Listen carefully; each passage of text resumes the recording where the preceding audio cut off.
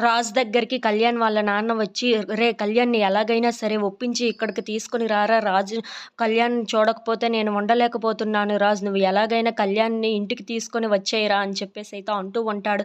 ఆ మాటలు వినగానే అక్కడ ఉన్న కళ్యాణ్ వాళ్ళ అమ్మ కూడా, "ఈ ఇంటికి అలాంటివేమీ పట్టవు. వాడు ఇంట్లో నుండి వెళ్ళిపోయాడు. అయినా వీళ్ళందరూ చూడండి ఎంత హ్యాపీగా ఉన్నారో. వాడిని ఎలాగైనా ఇంటికి తీసుకొని వద్దామా అన్న ఆలోచన కూడా వీళ్ళకి లేదు" అని చెప్పేసైతే అంటూ ఉంటుంది. ఆ మాటలు వినగానే అక్కడ ఉన్న రాజైతే, "నేను ఎలాగైనా వాళ్ళిద్దరికీ సర్ది చెప్పి మరీ ఇక్కడికి తీసుకొని వస్తాను.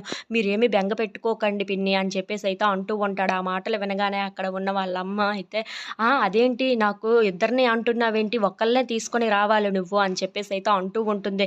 ఆ మాటలు వినగానే అక్కడ ఉన్న రాజైతే ఒక్కసారిగా షాక్ అయిపోతూ ఉంటాడు. "అవును, నాకు ఒక్కడే కొడుకు. ఆ ఒక్కడిని తీసుకొని రా చాలు. ఇంకా ఎవరు అవసరం లేదు" అని చెప్పేసైతే అంటూ ఉంటుంది. ఆ మాటలు వినగానే ఏంటి ఇలా మాట్లాడుతుంది అని చెప్పేసైతే అనుకుంటూ ఉంటారు. ఇంతలో అక్కడ ఉన్న వాళ్ళ పిన్ని మాత్రం, "అవునురా, నాకు పుట్టినవాడు ఒకడే కొడుకు. ఆ ఒక్కడినే తీసుకొని రా. మరింక ఎవరు నాకు అవసరం లేదు" అని చెప్పేసైతే అంటూ ఉంటుంది. ఆ మాటలు వినగానే అక్కడ ఉన్న అపర్ణ, కావ్య, రాజు ఇంట్లో ఉన్న వాళ్ళందరూ అయితే ఒక్కసారిగా షాక్ అయిపోతూ ఉంటారు. ఏంటి ఈవిడ ఇలా మాట్లాడుతుంది? వాళ్ళిద్దరికీ పెళ్లయింది కదా అని చెప్పేసైతే అనుకుంటూ ఉంటారు. If you like this video please